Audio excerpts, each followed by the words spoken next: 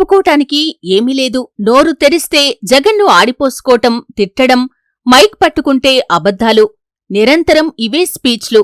ఇంతకంటే గొప్పగా చెప్పింది ఏమీ లేదు. చెబుతామనే ఆశ జనంలో లేదు. 40 ఏళ్ల ఇండస్ట్రీలో 14 ఏళ్లు సీఎంగా ఒక్క రూపాయి అంటే ఒక్క రూపాయి కూడా జనానికి ఇచ్చామా? జనం గురించి ఆలోచించామా? జనం బాధలు పట్టించుకున్నామా? ఆకలితో ఉన్న జనానికి హైదరాబాద్ చూపించారు. కాని ఆసరాగా ఏమైనా నిలబడ్డామా? జనం ఆస్తులను కబ్జాలతో కొట్టేశాం.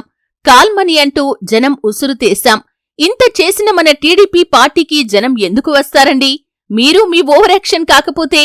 ఇది టీడీపీ నేతల మనోవేదన. రాయలసీమ గడ్డపై పీలేరు, ఉరవకొండ నియోజకవర్గాల్లోని సభలు వెలవెలబోవటం, జనం కనీసం రాకపోవటంపై సభల తర్వాత చంద్రబాబు స్థానిక నేతలతో మీటింగ్ పెట్టారట. ఈ మీటింగ్లో ఆయా నియోజకవర్గాల నేతలు అన్న ఈ మాటలు విని చంద్రబాబు తెల్లముఖం వేశారట. ఓవైపు భీమిలిలో సీఎం జగన్ సభకు జనం పోటెత్తారు. కనీసం అందులో 10వ వంతు మనం ప్రయత్నించటం లేదు. ఎందుకు లీడర్సుండి మీరు? ఇలా అయితే పార్టీని మడతెట్టి బంగాళాఖాతంలో వేద్దామా అంటూ నేతలతో చంద్రబాబు తీవ్రంగా వ్యాఖ్యానించారట. దీనిపై టీడీపీ నేతలు కూడా ఏం తగ్గలేదట. 40 ఏళ్ల ఇండస్ట్రీలో మీరు 14 ఏళ్లలో ప్రజలకు చేసింది ఏముందని, ఏం పీకామని ఇప్పుడు జనం రావటానికి? జగన్ ఇంటింటికి సంక్షేమం ఇస్తున్నారు, ఉచిత విద్య, వైద్యం అంటున్నారు. అవ్వాతాతలకు డబ్బులు ఇంటికొచ్చి ఇస్తున్నాడు. అవే చెప్పుకుంటున్నారు. చెప్పింది చేశారు కాబట్టి జనం వస్తున్నారు. మనకెందుకు రావాలి? జగన్పై మీరు తిట్టే తిట్లను వినటానికి రావాలా అంటూ ఫైర్ అయ్యారట నేతలు.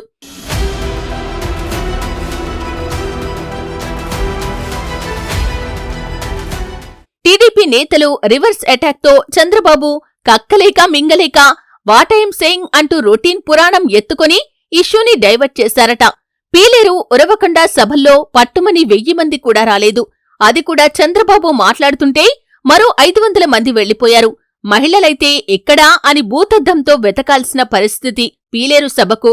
పీలేరు జనం రాకపోవటంతో రాయచోటి, రాజంపేట, రైల్వే కోడూరు, తంబళ్లపల్లె, మదనపల్లె, పుంగునూరు నియోజకవర్గాల నుంచి ఏసీ బస్సుల్లో జనాన్ని తరలించటం విడ్డూరంలో విడ్డూరం. రాజంపేట, సిద్ధవటం, ఒంటిమిట్ట, నంతలూరు, వీరబల్లి, సుండుపల్లె తదితర ప్రాంతాల నుంచి భవన నిర్మాణ కూలీలను తరలించారు.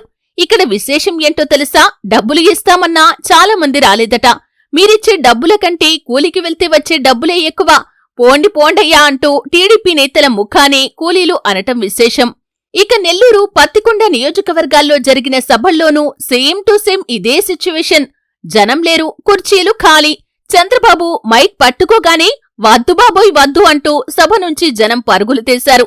జనాన్ని తీసుకురావటం ఒక ఎత్తైతే వాళ్లను సభ అయ్యే వరకు ఉంచటం మరో సవాల్గా మారిందట. ఏది ఏమైనా చంద్రబాబు పని అయిపోయింది. బాబు గురించి జనానికి బాగా తెలిసిపోయింది అనేది ఈయన సభలకు వస్తున్న జనమే సాక్ష్యం.